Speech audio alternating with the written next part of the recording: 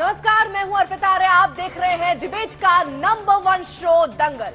कहते हैं नशा शराब में होता है, लेकिन पता नहीं सुरूर सियासत पर क्यों छाया है। दिल्ली की सियासत में इन दिनों तो यही देखने को मिल रहा है। शराब नीति को लेकर कट्टर ईमानदार बताने वाले कैप्टन केजरीवाल के लेफ्टिनेंट सीबीआई के रडार पर है। दिल्ली के डिप्टी सीएम मनीष सिसोदिया पर शराब नीति में घोटाले का आरोप है। सीबीआई ने समन भेजकर कल पूछताछ के लिए बुलाया तो आम आदमी पार्टी छाती अब पीटने लगी है।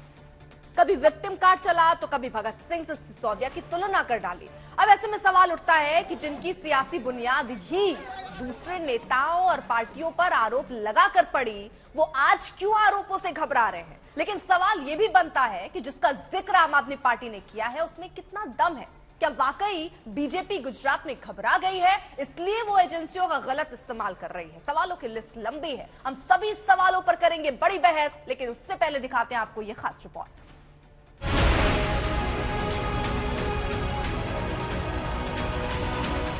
शराब नीति में सियासत की खुमारी से दिल्ली नहीं उभर पाई है। अब भी तार सुलझाने बाकी है। लिहाजा सीबीआई ने दिल्ली के डिप्टी सीएम मनीष सिसोदिया को समन थमा दिया, पूछताछ के लिए बुलाया। लेकिन सीबीआई के इस बुलावे पर सिसोदिया भड़क गए तो अपनी भड़ास निकालने के लिए सोशल मीडिया का सहारा लिया। सिसोदिया ने एक ट्वीट करके लिखा, मेरे घर पर 14 घंटे सीबीआई रेड कराई, कुछ नहीं निकला। मेरा बैंक लॉकर तलाशा, उसमें कुछ नहीं निकला। मेरे गांव में इन्हें कुछ नहीं मिला। अब इन्होंने कल 11 बजे मुझे सीबीआई मुख्यालय बुलाया है। मैं जाऊंगा और पूरा सहयोग करूंगा। सत्यमेव जयते। अपने लेफ्टिनेंट को फंसता देखकर कप्तान केजरीवाल ने शहीद आजम भगत सिंह से तुलना कर डाली। वहीं उनकी पार्टी लीपापोती में जुट गई। 500 जगह छापे मारे गए। मनीष जी के घर पे छापा मारा। मनीष जी के यहां 14 घंटे सीबीआई रही। सुबह से शाम तक मनीष सिसोदिया जी की पूछताछ की गई। 10,000 करोड़ रुपए में से क्या मिला अभी तक। सीबीआई के कटघरे में दिल्ली में आम आदमी पार्टी की सरकार आई तो बीजेपी को हमले का मौका मिल गया। कहते थे मैं शराब बंदी करूंगा, मैं शराब बहुत बुरी चीज है, शराब पीना बुरा है, मैं दुकानें कम करूंगा, मैं मोहल्ले में दुकानें खोलूंगा नहीं।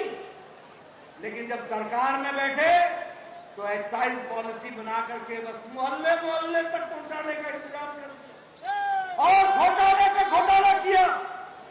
घोटाला क्या किया?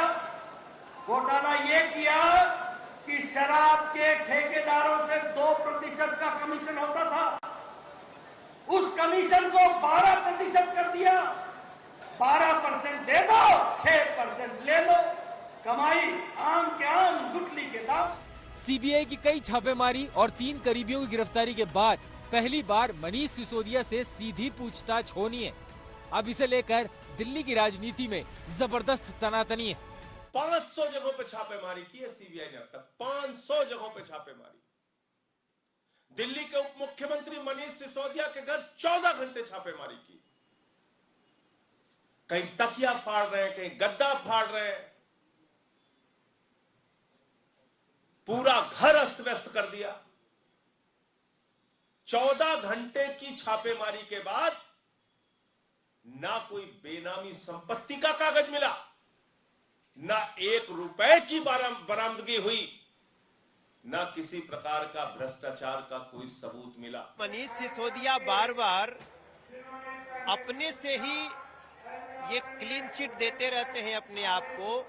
उसको एक करारा तमाचा है कल का सीबीआई में उनको बुलाया जाना। सीबीआई कोर्ट है, कल उनको 11 बजे उपस्थित होना है और मुझे पूरा विश्वास है कि जो लूट और पाप इन लोगों ने दिल्ली के साथ किया है उसमें इन लोगों के पास पर्याप्त सबूत है। सीबीआई के पास दिल्ली की शराब नीति केजरीवाल सरकार के गले की हड्डी बन गई है। ना उगलने में बन रहा है और ना निगलने में। दरअसल एक्साइज पॉलिसी केस में मनीष सिसोदिया पर 2 प्रमुख आरोप हैं। पहला आरोप ये कि जब आबकारी विभाग ने शराब दुकान के लिए लाइसेंस जारी किए तो इस दौरान मनीष सिसोदिया ने कुल प्राइवेट वेंडर्स को 144 करोड़ 36 लाख रुपए का फायदा पहुंचाया, क्योंकि इस दौरान इतने रुपए के लाइसेंस की फी माफ कर दी गई। इसके अलावा सिसोदिया पर यह आरोप है कि उन्होंने कैबिनेट को भरोसे में लिए बिना और उपराज्यपाल के बिना फाइनल अप्रूवल के कई बड़े फैसले लिए। कुछ माह पहले ही खुद ही कहने लगो कि एक्यूज नंबर 1 की गिरफ्तारी होगी, इस नेता की भी गिरफ्तारी होगी। अगर जांच एजेंसियों से डर लगता है तो भ्रष्टाचार किया क्यों अरविंद केजरीवाल जी, मनीष सिसोदिया जी? हालांकि आम आदमी पार्टी ने इसे गुजरात चुनाव से जोड़ दिया है। कल जो मनीष जी को गिरफ्तार किया जा रहा है उसका लेना देना एक्साइज से नहीं है, उसका मामला गुजरात चुनाव का है। गुजरात के अंदर गुजराती लोग परिवर्तन चाह रहे हैं, परिवर्तन की बात कर रहे हैं। भारतीय जनता पार्टी और आम आदमी पार्टी की सीधी टक्कर है गुजरात के अंदर। भारतीय जनता पार्टी घबराई हुई है, उनकी घबराहट हर जगह दिख रही है। इस देश में सालों भर कहीं न कहीं चुनाव होते रहते हैं, तो क्या एजेंसियों को हाथ पर हाथ धर के बैठ जाना चाहिए, जो केजरीवाल और उनकी पार्टी सियासत में सुचिता की बात करते थे, जो भ्रष्टाचार के खिलाफ खुद को चैंपियन बताते ढिंडोरा पीटते थे, जो दूसरों पर आरोप लगाकर इस्तीफे मांगते थे। अब उन्होंने अपना पैमाना क्यों बदल लिया? लेकिन उनका पैमाना जो भी हो, सत्ता और सियासत से भ्रष्टाचार की गंगोत्री जरूर साफ होनी चाहिए। पंकज जैन के साथ आज तक ब्यूरो। तो अब जब सीबीआई का बुलावा आया है तो एक अलग तरीके का बवाल जो है वो छिड़ता हुआ नजर आ रहा है। कुछ खास मेहमान है, परिचय आपका करा देते फिर चर्चा की शुरुआत करते। शहजाद पूनावाला है हमारे साथ बीजेपी की तरफ से पक्ष रखने के लिए, बीजेपी की प्रवक्ता रीना गुप्ता है प्रवक्ता आम आदमी पार्टी की तरफ से, अखिलेश प्रताप सिंह है प्रवक्ता कांग्रेस की तरफ से, और शांतनु सेन साहब है फॉर्मर ज्वाइंट डायरेक्टर है सीबीआई के। सर आपका बहुत बहुत शुक्रिया, सभी का बहुत बहुत शुक्रिया। लेकिन शुरुआत में रीना जी आपसे करना चाह रही हूं, एक अरविंद केजरीवाल का ट्वीट आज आया है। सबसे पहले मैं चाहूंगी जरा वो ट्वीट, आपने भी देखा होगा, आपके नेता हैं तो जाहिर तौर पर, लेकिन उन्होंने कहा कि ये आजादी की दूसरी लड़ाई, जरा चला भी दीजिए वो ट्वीट, ये आजादी की दूसरी लड़ाई है, मनीष और सत्येंद्र आज के भगत हैं। जरा समझाइए कि कैसे ये आजादी की दूसरी लड़ाई है और कैसे मनीष और सत्येंद्र भगत हो गए हैं। देखिए अर्पिता जी, जब से भारतीय जनता पार्टी की सरकार बनी है देश में, तब से भारतीय जनता पार्टी सिर्फ अपने दोस्तों के लिए और पूंजीपतियों के लिए काम कर रही है। यही कारण है कि जो आम आदमी और आम औरत है इस देश का, वो दिन पे दिन गरीब होता जा रहा है। और जैसे ईस्ट इंडिया कंपनी और अंग्रेजों के लिए काम करते थे, उसी तरह भारतीय जनता पार्टी अपने बड़े बड़े दोस्तों के लिए काम कर रही है। उनके 11,000 करोड़ के कभी जो है कर्जे माफ कर दिए जाते हैं, सारे ठेके उनको दिए जाते हैं, और तो और श्रीलंका में जाके भारतीय जनता पार्टी के बड़े बड़े ये जो आरोप, सॉरी मैं आपको रोक रही हूँ क्योंकि यहाँ पर काउंटर सवाल मन में उठ रहा है, तो मैंने सोचा आपसे पूछ लेती हूँ। आपने कहा कि दोस्तों को, अपने जानने वालों को आपने आरोप लगाए बीजेपी पर, लेकिन ऐसा क्यों है कि यही सारे आरोप आम आदमी पार्टी पर है आज? अगर आपको एफआईआर आपने देखी हो, जो सीबीआई की तरफ से एफआईआर थी, जिसमें विजय नायर का जिक्र है, जिसमें अर्जुन पांडे का जिक्र है, समीर मेहंदू का जिक्र है जो कि गिरफ्तार हो चुके हैं, और विजय नायर जो कि कम्युनिकेशन इंचार्ज है आम आदमी पार्टी के, जिन पर 1 करोड़ विजय नायर पर, 2 से 4 करोड़ समीर मेहंदू पर, इस तरीके के अगर आरोप हैं तो ये कहा गया कि ये तो मनीष सिसोदिया के करीबी हैं। आरोप तो यहां तक लग रहे हैं आप पर, आम आदमी पार्टी पर, कि यहां बाकायदा पूछकर ये पॉलिसी बनाई गई अपने मित्रों से, अपने जानने वालों से, और उसके बाद ये पॉलिसी बनाकर एक बड़ा गबन हुआ है। देखिए अर्पिता जी, आरोप तो किसी पे भी लगाए जा सकते हैं। आरोप लगाने में क्या होता है? मैम अभी तो आप भी आरोप लगा रही थी बीजेपी पर, आपके पास कोई प्रूफ है क्या? हो तो प्लीज दिखाई ना, शहजाद दे देंगे जवाब। आपके पास कोई प्रूफ है क्या? आपने बड़े बड़े बिजनेसमैन का जिक्र कर दिया कि मोदी जी जो है वो, हाँ ठीक है मैम, प्लीज ठीक कंप्लीट कीजिए। ठीक है मैं इंतजार करूंगी उस जवाब, उस प्रूफ का। भारतीय जनता पार्टी प्रवक्ता का रोल मत अदा करिए, आप मुझे कंप्लीट कर लीजिए। मैम सवाल पूछना कब से किसी का रोल अदा होना हो गया? खैर अब मैं चाहती हूँ आप कंप्लीट कर लीजिए मैम, एक सेकंड मैम, कंप्लीट कर लीजिए, और अगर कोई सबूत किस हिसाब से आप आरोप लगा रही हैं वो क्लियर कर दीजिएगा जरा आगे। मैं आराम से आपको 30 सेकंड देती हूँ। जी बिल्कुल। देखिए, जो केंद्र सरकार ने जो पार्लियामेंट में डेटा रखा है, पार्लियामेंट में उन्होंने डेटा रखा है कि 10,000 करोड़ का कर्जा उन्होंने माफ किया है। उसमें सबसे ऊपर कौन है? सबसे ऊपर मेहुल चोस्की हैं। मेहुल चोस्की किसके दोस्त हैं? मेहुल चोस्की प्रधानमंत्री श्री नरेंद्र मोदी जी के दोस्त हैं।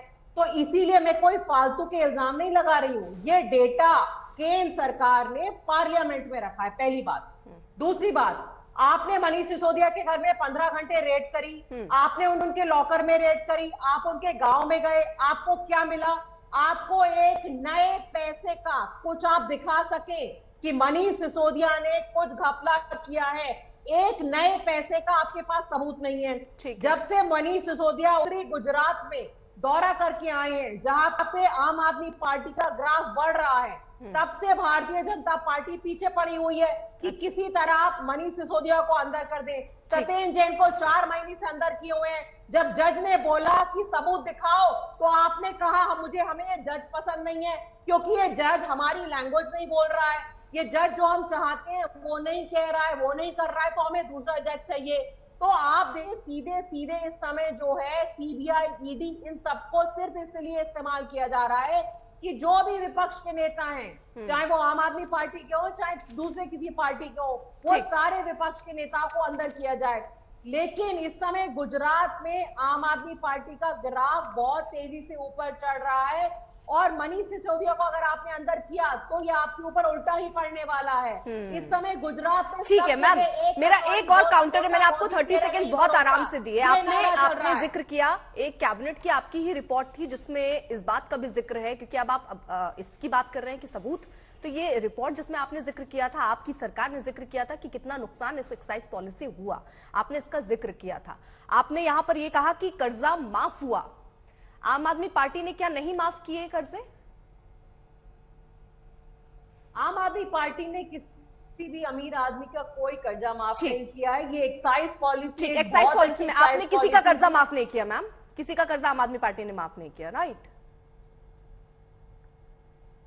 नहीं, किसी का कर्जा माफ नहीं किया। ठीक मैम, जरा इसको चेक करवा लीजिएगा कि कितने कर्जे, जब कोरोना काल का हवाला देकर मैम आम आदमी पार्टी ने कहा था कोरोना काल की स्थिति को देखते हुए उन नुकसानों को भरपाई के लिए कर्जा माफ हुआ है, इसलिए प्लीज इसको चेक कर लीजिएगा। आगे आंकड़ों को चेक करने की बात कर रही हूँ शहजाद। कोर्ट मैंडेटेड था मैडम, ठीक है, ये हुआ ना? मैं तो बिल्कुल मैंने ये थोड़ी पूछा कोर्ट ने कहा, कोर्ट ने नहीं कहा, मैंने तो ये पूछा कि हुआ कि नहीं हुआ, आपने कहा नहीं हुआ। खैर, अब शहजाद पूनावाला आपसे सवाल, क्योंकि वो ये कह रहे हैं भाई आपको डर लग रहा है गुजरात में जिस तरीके से आम आदमी पार्टी का ग्राफ बढ़ रहा है, उस हिसाब से आप लगातार, और ये तो देखने को मिल रहा है चाहे पश्चिम बंगाल में हो चाहे यहां दिल्ली में हो, लगातार सीबीआई, ईडी समन पे समन पूछताछ के लिए लोगों को बुला रहे हैं। तो क्या एक दबाव बनाने की कोशिश हो रही है विपक्ष पर ताकि वो अपना काम अच्छे से ना कर पाए और बीजेपी का ग्राफ बढ़ता रहे? दूसरे के ग्राफ से डर है आपको?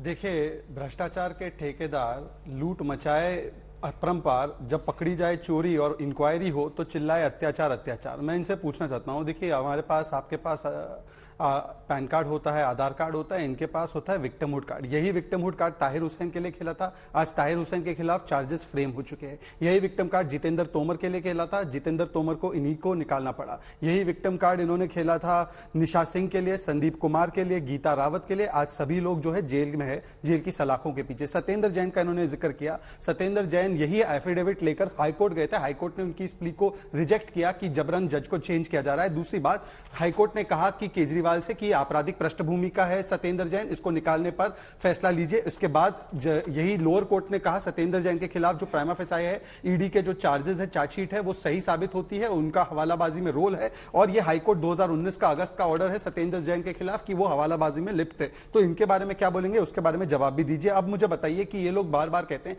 कुछ सवाल है जिसके जवाब कभी नहीं आते। आप देखिए, हमने क्या सवाल पूछे कि 2.5% से 12% कमीशन क्यों बढ़ाया गया, इसका तो 2 स्टिंग ऑपरेशन में जवाब आ गया कि 6% कमीशन वापस आ रहा था। फिर हमने पूछा कि ये जो रिपोर्ट कमेटी है, धवन रिपोर्ट कमेटी, जो इन्हीं की रिपोर्ट बनाई गई थी, इसमें कहा गया था होलसेल कतई भी गवर्नमेंट के हाथ से जाने नहीं देना है, प्राइवेट को नहीं देना। इन्होंने होलसेल प्राइवेट को दे दिया। होलसेल प्राइवेट को क्यों दिया, लिकर माफिया को क्यों दिया? और वो भी ऐसे दिया कि अमनदीप ढाल जो इनके प्रवक्ताओं के साथी है, उनको L1 यहां पर पंजाब में भी मिला और दिल्ली में भी मिला। उसके अलावा ये उनके कार्यकर्ता एक है जो नेता चुनाव लड़ चुके हैं, इनका नाम है लांबा, करम लांबा, उनको भी लाइसेंस मिला है। मैं पूछना चाहता हूं रीमा जी से, क्योंकि प्रवक्ता है ऑफिशियल, ये दिनेश अरोड़ा जो चिका बार चलाते हैं उनके यहाँ पर, और उनका अरविंद केजरीवाल से क्या रिश्ता, मैं फोटो के आधार पर नहीं पूछ रहा हूं, इनका रोल एफआईआर में भी दर्ज है, किस प्रकार से उन्होंने कमीशन कलेक्ट की, और ये वही व्यक्ति है जिसके बारे में कमीशन कलेक्ट करने के बारे में, इनके बारे में और अर्जुन पांडे के बारे में। अर्जुन पांडे का क्या लिंक है आम आदमी पार्टी के साथ? वो एक ऐसे चैनल के साथ काम करता है जहां पर आम आदमी पार्टी की जो वरिष्ठ प्रवक्ता है उनके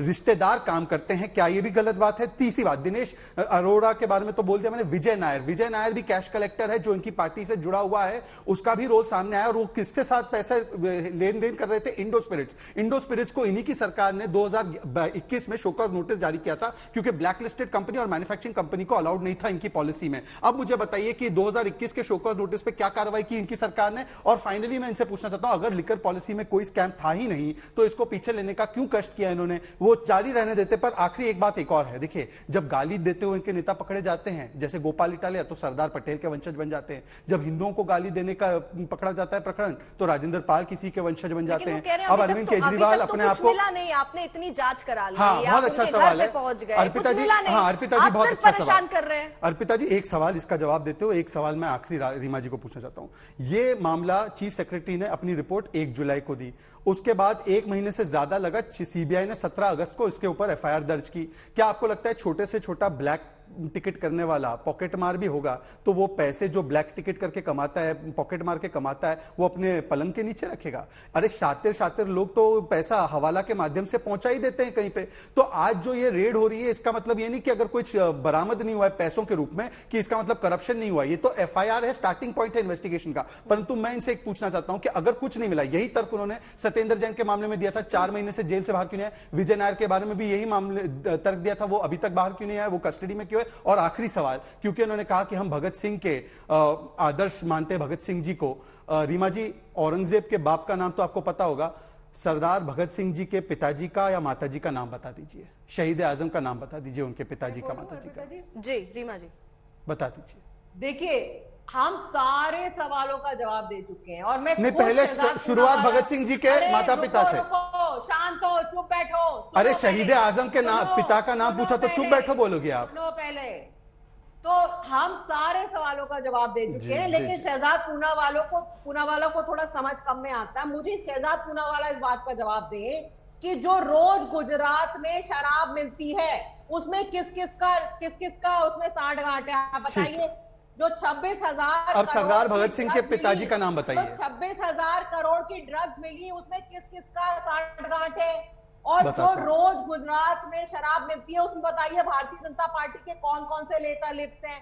तो इस पे कोई नहीं कार्रवाई हुई, इस पे क्यों नहीं कार्रवाई? गूगल करना बंद कीजिए और सरदार भगत सिंह जी के पिताजी का या माताजी का नाम बताइए। आप बताइए कि व्यापम पे कार्रवाई क्यों नहीं हुई? व्यापम में भी बता देता हूँ, चलिए। मुकुल रॉय, पानी चोर, मुकुल रॉय भी बता देता हूँ। कार्रवाई क्यों नहीं हुई?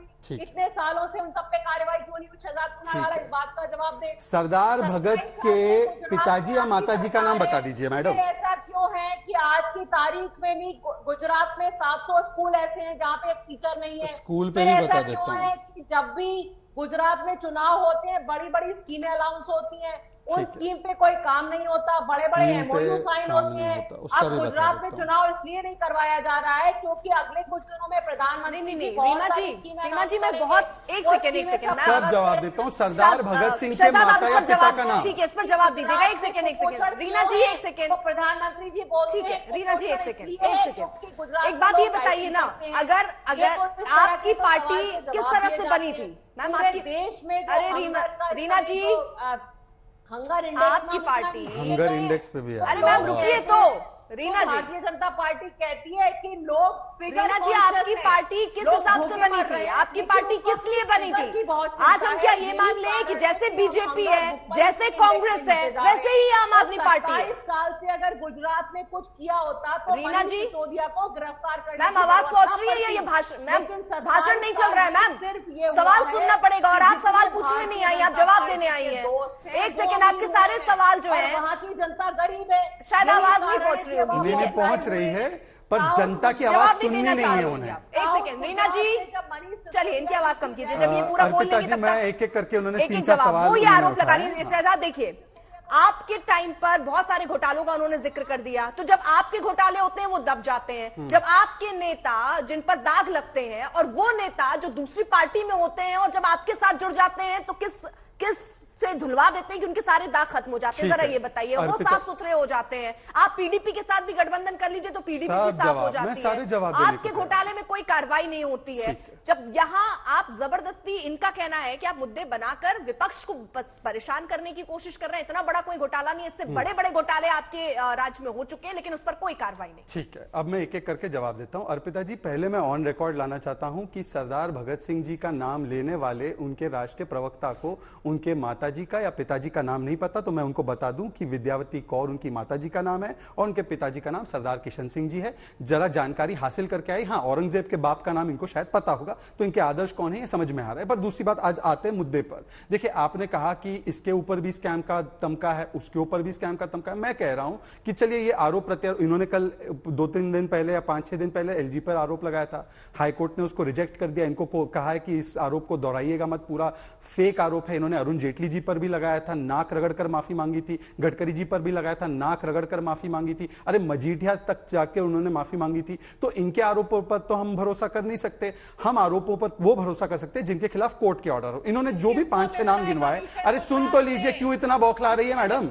मैडम बौखला क्यों रही है भाई? मेरे समय पर भी बोलेंगी, इनको बोलिए विज्ञापन नहीं है। अर्पिता जी, ये विज्ञापन नहीं है। मैं दोनों को रोक दूंगी।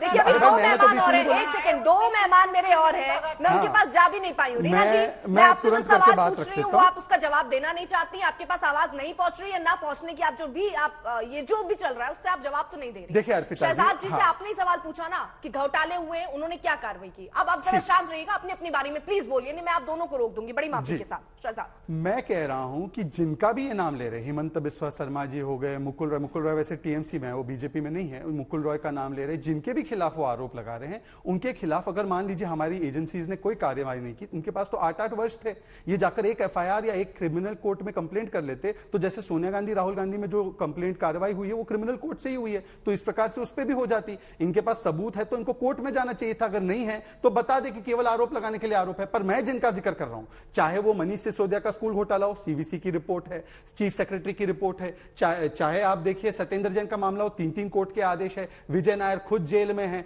गीता रावत जो है वो भी जेल में है, जिस प्रकार से निशा सिंह वो कन्विक्ट हुई है, संजीव झा और अखिलेश पति त्रिपाठी जो इनके नेता है वो कन्विक्ट हुए कोर्ट के द्वारा। तो ये तो सारे कोर्ट से द्वारा कन्विक्टेड है। जितेंद्र तोमर को खुद इन्होंने हटाया, और मनीष सिसोदिया भ्रष्टाचारी है ये मैंने नहीं, ये तो केजरीवाल जी ने खुद कहा, क्योंकि नई लिकर पॉलिसी हटाकर ओल्ड लिकर पॉलिसी लाने का काम किया। पर आखिरी में मेरा सवाल यह है, देखिए मैं बाकी सारे सवाल छोड़ देता हूं। इंडो स्पिरिट्स जो महिंद्रो की कंपनी है, उसको शो कॉज नोटिस आपकी सरकार ने जारी किया था 2021 में।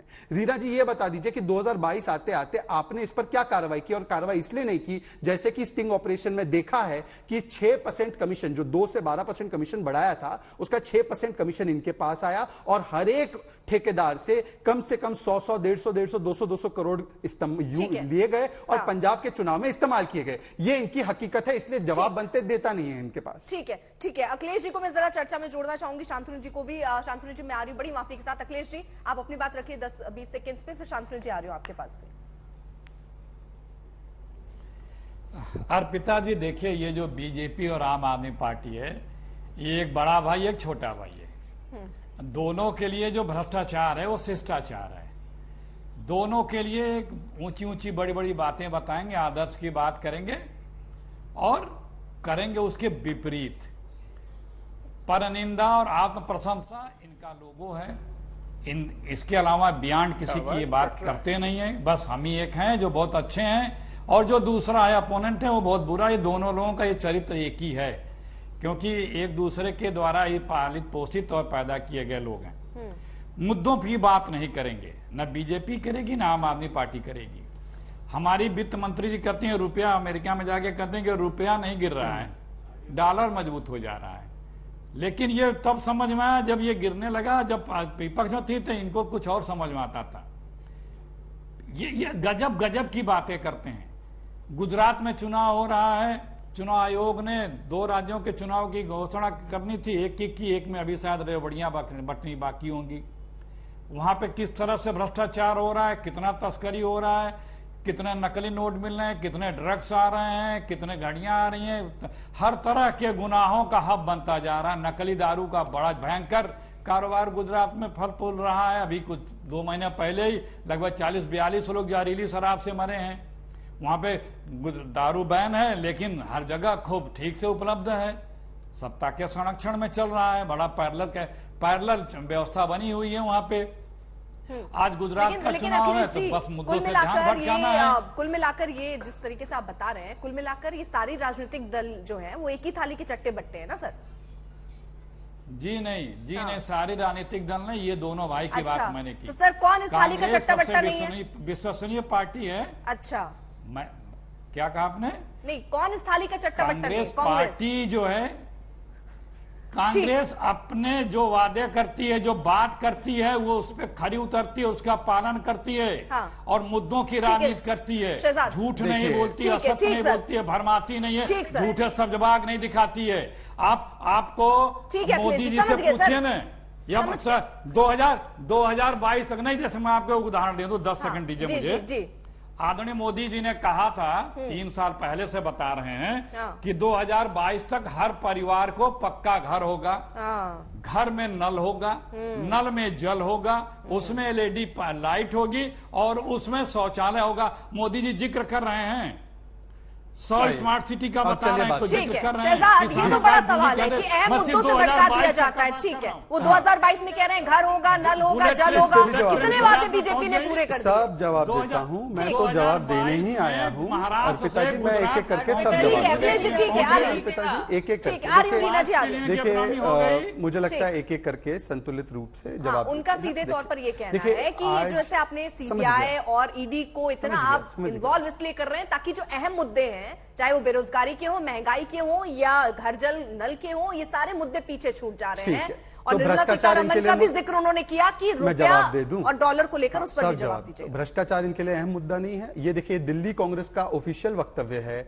और उन्होंने कहा है कि इमीडिएटली डिसमिस सत्येंद्र जैन, जो ईडी की कार्रवाई हुई सत्येंद्र जैन पर। मतलब दिल्ली कांग्रेस तो कह रही है बहुत अच्छी कार्रवाई हुई ईडी की तरफ से। आज पता नहीं ऐसी कौन सी मजबूरी है गुजरात चुनाव से पहले, हो सकता है कि जिस प्रकार से पहले कांग्रेस पार्टी पाकिस्तान परस्ती करती थी, हिंदुओं को गाली देती थी, प्रधानमंत्री को गाली देती थी, आज वो काम इन्होंने आउटसोर्स कर रखा है आम आदमी पार्टी को। वैसे गठबंधन सबसे पहले इन दोनों का ही बना था 2013 में। तो हो सकता है आज अखिलेश जी बहुत सॉफ्ट है, पर मुझे उम्मीद है कम से कम रीना जी सोनिया गांधी और राहुल गांधी के ऊपर जो कार्रवाई चल रही है उसको गलत नहीं बोलेगी।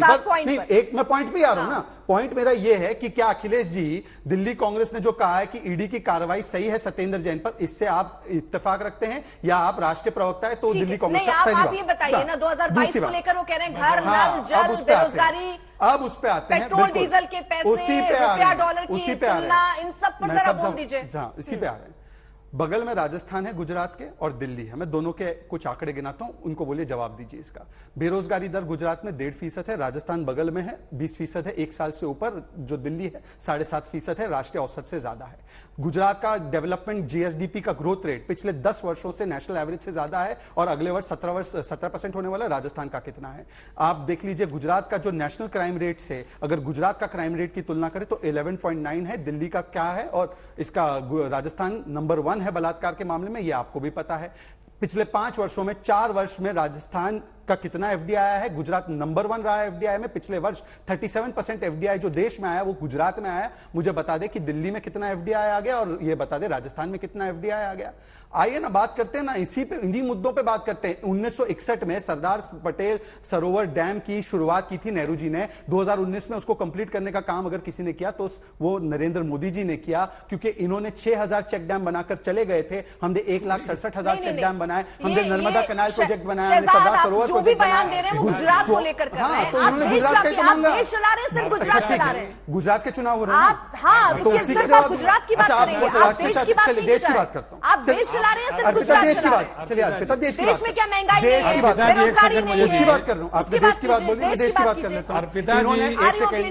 इन्होंने 11वें पायदान पर अर्थव्यवस्था को छोड़ा था, आज 5वें पायदान पे भुखमरी का जो आज आया है जो रिकॉर्ड, उस पर आपने देखा 107वें नंबर पर। अच्छी बात है, भ्रष्टाचार के मुद्दे पर डिबेट कर रहे, जवाब में दे रहा हूं, पर मुझे देना है। मैं एक एक करके देता हूं, पर मेरे भी एक दो सवाल के जवाब देना। इन्होंने जब 2014 में 2014 में अर्पिता जी आपने सवाल मुझसे पूछा, अर्पिता जी मेरा ऐसा वक्त बर्बाद ना हो। अखिलेश जी एक सेकंड, मैं शांतनु जी के पास जा भी नहीं पाई हूँ एक एक करके, प्लीज मैं चाहती हूँ डिबेट से 11वें स्थान की अर्थव्यवस्था को 5वें स्थान पर लाने का। एक सेकंड अर्पिता जी, क्या हो रहा है? अर्पिता जी मेरा बोलने का समय है, आपने सवाल मुझसे पूछा है ना अर्पिता जी, मैं जवाब दे दूं।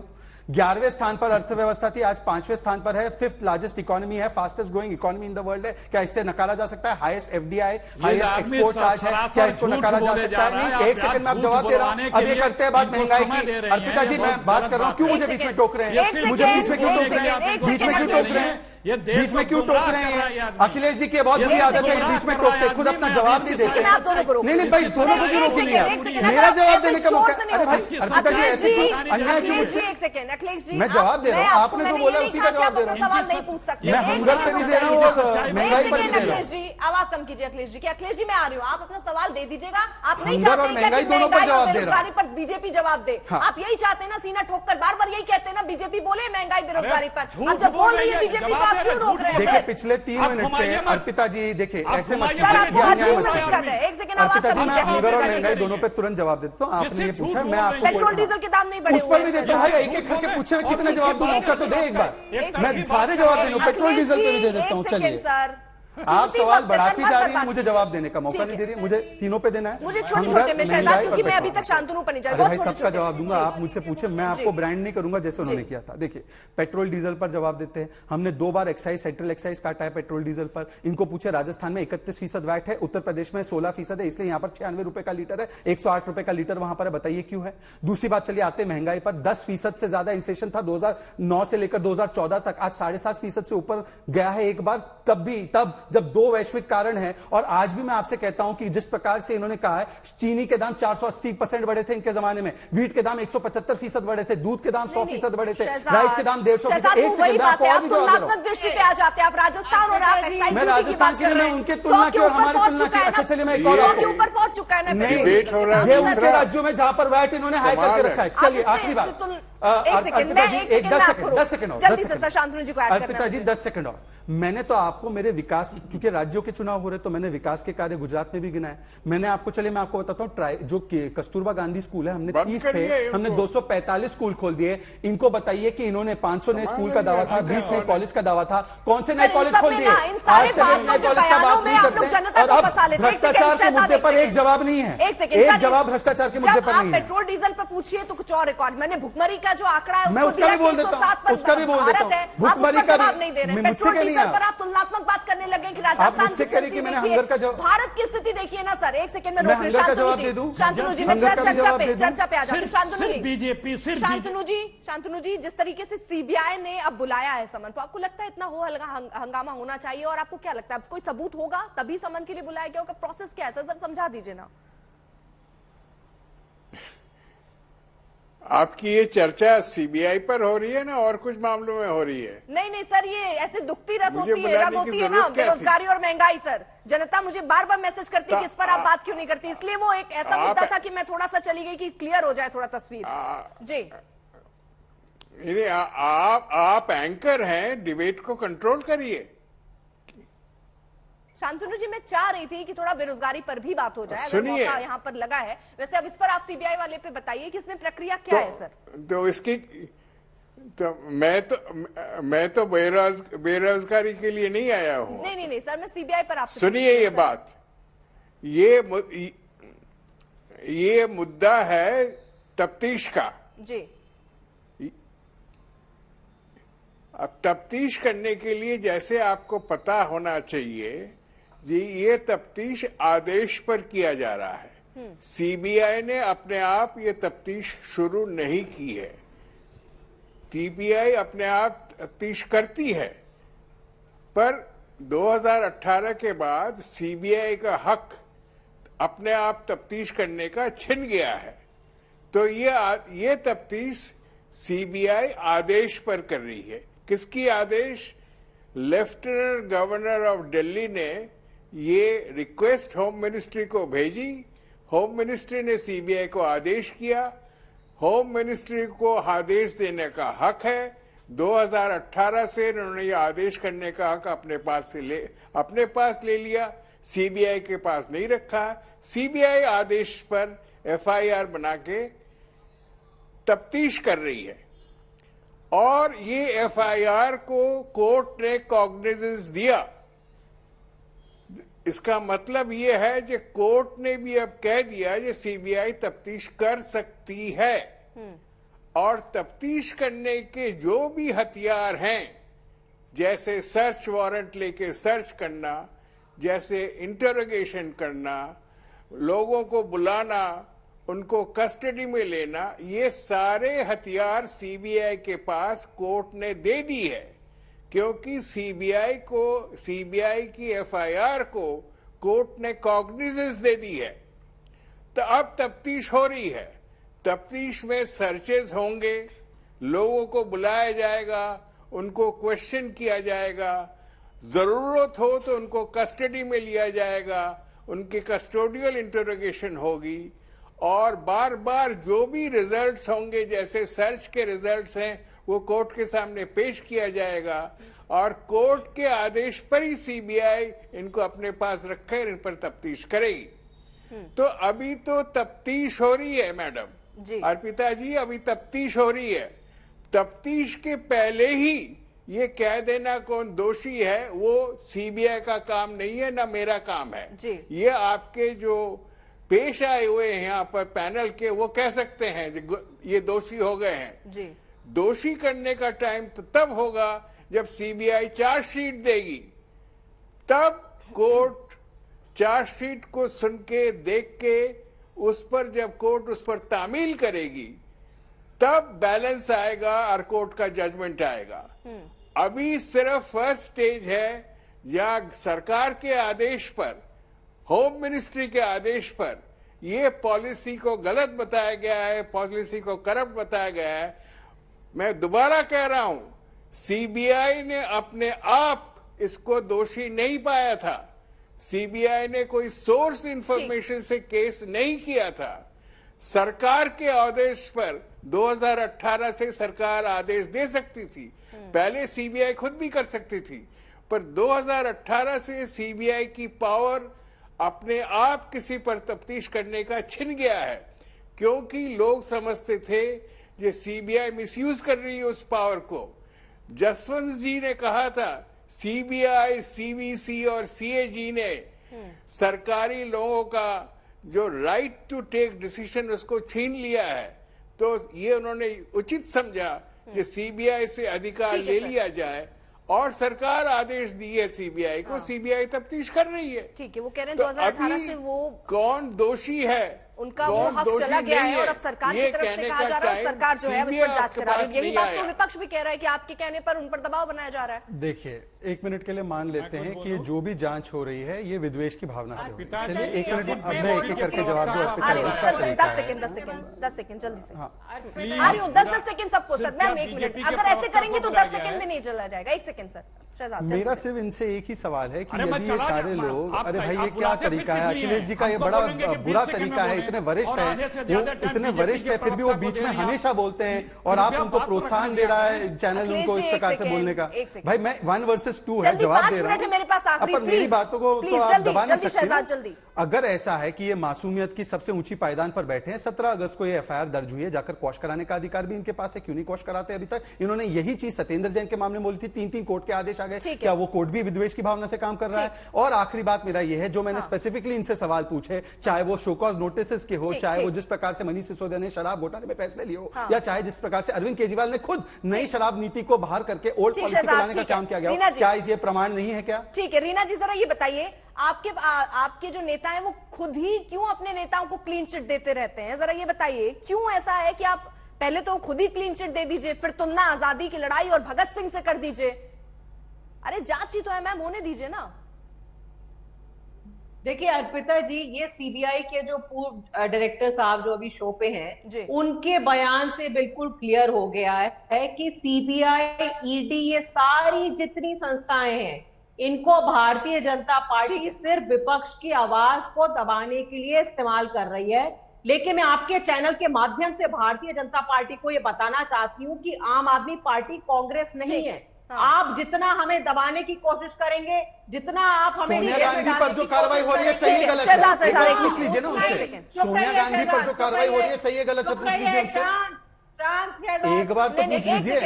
एक सेकेंड आप ठीक है, परेशान करेंगे। रीना जी ये सवाल अच्छा था, सोनिया गांधी पर जो कार्रवाई हो रही है वो सही है गलत है? मैम देखिए 27 साल से गुजरात में नहीं सही है कि गलत? मैम समय नहीं है मेरे पास, सही लग रहा है गलत लग रहा है? बहुत बढ़िया है, जिस पे भी कार्रवाई हो रही है होने दीजिए। सुनिए तो सब पे कार्रवाई होने दीजिए। तो सोनिया गांधी के खिलाफ हो तो चमत्कार और मेरे खिलाफ हो तो गुनहगार, ये किस प्रकार का तर्क है भाई? अखिलेश जी 10 सेकंड जरा अखिलेश जी को। रीना जी बहुत ही माफी के साथ, मेरे पास लास्ट 5 मिनट ही थे, उसमें 10 सेकंड में सबको देना चाहूंगी। अखिलेश जी ठीक है, समझ में आ गया मैम, समझ आ गया। अखिलेश जी कोई प्रोको नहीं है, आपने कोई मनी। देखिए अर्पिता जी, इन्हें please madam, Arpita ji, Reena ji please, BJP के अखिलेश जी प्लीज ना वो मौके पर आवाज नहीं पहुंचती है। अरे ये चुप हो, कब ना मैं बोलूं, जानी बंद हो जाती है। चलिए अखिलेश जी से डरे हुए हैं क्योंकि गुजरात। सुनिए, अरे इन्हें मैं बीच में किसी के नहीं बोलता, इन्हें बंद करें आप। रीना जी की आवाज कम कीजिए। अखिलेश जी देखिए हमारे बीजेपी के साथी जो बैठे हैं सिर्फ पूरे देश को गुमराह कर रहे हैं या देश की इकोनॉमी की बात करते हैं। जनाब हम 2018 और 17-18 में भी 5वीं पे थे, आपने 6ठी 7वीं पे कर दिया था, 14 फिर अभी आए हैं। हम इकोनॉमी कितनी बड़ा देश है, पे थे, यही तो बीच में नहीं। और सुनिए बीच में लगातार और सुनिए, ये हम 2018 तक अपर मिडिल इनकम कंट्री थे। अरे अखिलेश जी सुनिए ना, मोदी जी की कृपा से लोअर मिडिल इनकम इधर शिफ्ट की, थोड़ी सी बेरोजगारी और महंगाई पर भी बात कर ली, लेकिन जरा आज का जो मुद्दा है अखिलेश जी उस पर बात करना चाहेंगे या नहीं? पार्टी के साथ साझेदारी कार्रवाई हो रही है, सही है गलत है? मैं वो भी रखूंगा अखिलेश जी। 10 सेकंड बचे हैं बस मेरे पास, बताइए कार्रवाई सही है या गलत है? आपके कहने पर, क्योंकि आपकी नाराजगी रहती है हर बार, मैंने मुद्दे को थोड़ा उधर रखा, आपके सवालों का जवाब दिया शहजाद से। ठीक है, आप जितना बोल रही हैं उतने देर में मैं अपनी बात कर लेता। ये आपकी डिस्टर्ब करने की जो पॉलिसी है ये ऐसे नहीं चलेगा ना। हम लोग मतलब समझ रहे हैं, सोच के आए आप वही बोलेंगे तो नहीं चलेगा। सवाल सुनना होता है, सवाल के जवाब देने होते हैं। ये कोई स्क्रिप्ट लिख कर नहीं आया, आपकी एक लिख लिया उसी को बोलते रहना है। मैंने फिर वही बोला, आपने इन्होंने इकोनॉमी पे झूठ बोला, उसका पोल खोला, ये सबका पोल, इन्होंने इकोनॉमी पे बोला, उसका मैंने आईना दिखाया। अब सुनिए बेरोजगारी 40 लाख पद हिंदुस्तान की सरकार ने खाली है। बोलिएगा नहीं बोलिएगा? सुनिए, अरे तो मैंने शुरू में कहा भ्रष्टाचार बीजेपी और आम आदमी पार्टी का शिष्टाचार है, दूध की धुली है। ये दोनों लोगों के लिए बहुत शुक्रिया अखिलेश जी, तमाम बातें हमसे करने के लिए। पैनल में हमारे साथ लोग जुड़े हुए थे, लेकिन जिस तरीके से पूरा मुद्दा घूमा है, आम आदमी पार्टी की तरफ से ये कहा जा रहा है कि सत्यमेव जयते, वहीं बीजेपी की तरफ से ये कहा जा रहा है कि भ्रष्ट जेल जाते। तो सवाल यही है कि आखिरकार अभी सिर्फ एक तरीके से कहिए तो कार्रवाई ही चल रही है, इसमें इतना दिक्कत क्यों? आजादी की बात, भगत सिंह की बात क्यों आम आदमी पार्टी की तरफ से?